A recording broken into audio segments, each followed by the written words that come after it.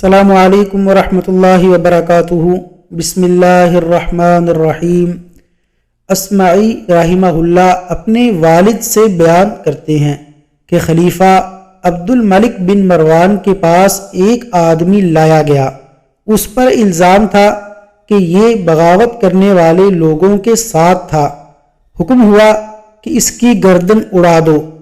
اس شخص نے کہا، امیر المؤمنین میری بات سن لیں، پھر جو چاہیں کریں، دراصل بدلہ وہ نہیں جو آپ مجھے دے رہے ہیں۔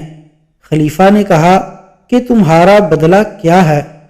اس نے کہا، امیر المؤمنین میں جس کے ساتھ بھی آپ کے خلاف لڑائی کے لیے نکلا تو نظر بد لگانے کے لیے نکلا۔ معاملہ یوں ہے کہ میں بڑا ہی منحوس ہوں۔ میں جس کے ساتھ بھی نکلا اسے شکست اور رسوائی کے سوا کچھ بھی حاصل نہیں ہوا، اور اس کے مقابلے میں آپ کو فتح و کامرانی حاصل ہوئی۔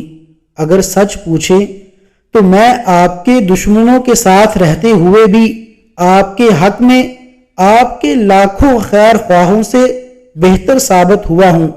دیکھیے، میں فلاں کے ہمراہ آپ کے خلاف لڑائی کے لیے نکلا تو وہ نیست و نابود ہوا، اس کے لشکر کے ٹکڑے ٹکڑے ہو گئے۔ میں فلاں کے ساتھ نکلا تو وہ قتل ہو گیا۔ اسی طرح اس نے کتنے ہی امراء کے نام گنوائے جن کے ساتھ وہ تھا اور انہیں شکست ہوئی۔ عبد الملک نے اس کی گفتگو سنی تو بے اختیار ہنسنے لگا اور اس کا راستہ چھوڑ دیا۔ وصلی اللہ علی نبینا محمد وعلی آلہ واصحابہ اجمعین۔